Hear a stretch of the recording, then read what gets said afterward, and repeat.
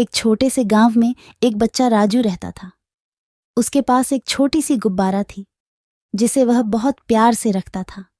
रोज वह गांव के खेतों में गुब्बारे को उड़ाता था और अपने गुब्बारे के साथ खेलता था।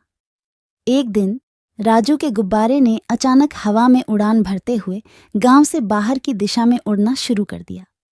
राजू बहुत चिंतित हो गया और अपने गुब्बारे को वापस लाने के लिए उसकी पीछा की। इस घटना से राजू ने सीखा कि हर चीज को अपने साथ कभी भी ठीक से नहीं रखा जा सकता है और समय पर ध्यान देना जरूरी है। मोरल: समय पर ध्यान देना और सच्चे दोस्तों का साथ संभालना जरूरी है। एक बार की बात है, एक छोटे से गांव में एक लड़का का नाम राजू था। वह बहुत ही लालची था और हमेशा और चाहता। एक दिन उसने अपने पिता से कहा, पिताजी, मुझे बहुत सारे पैसे चाहिए।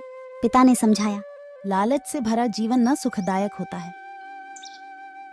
लेकिन राजू कोई सुनने को तैयार नहीं था। वह एक चोरी का प्लान बनाता, लेकिन चोरी के दौरान वह पकड़ा गया।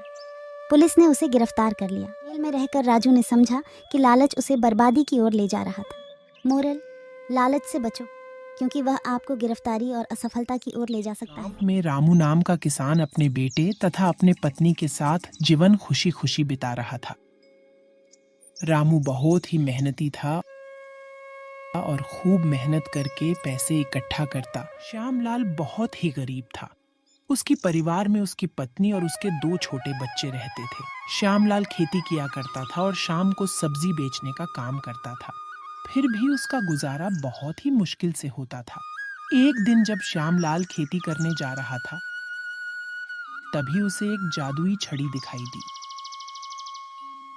तो मेरे प्यारे भाइयों, कैसी लगी यह एनिमेशन? मुझे उम्मीद है कि यह आपको बहुत ज्यादा पसंद आई होगी। धन्यवाद।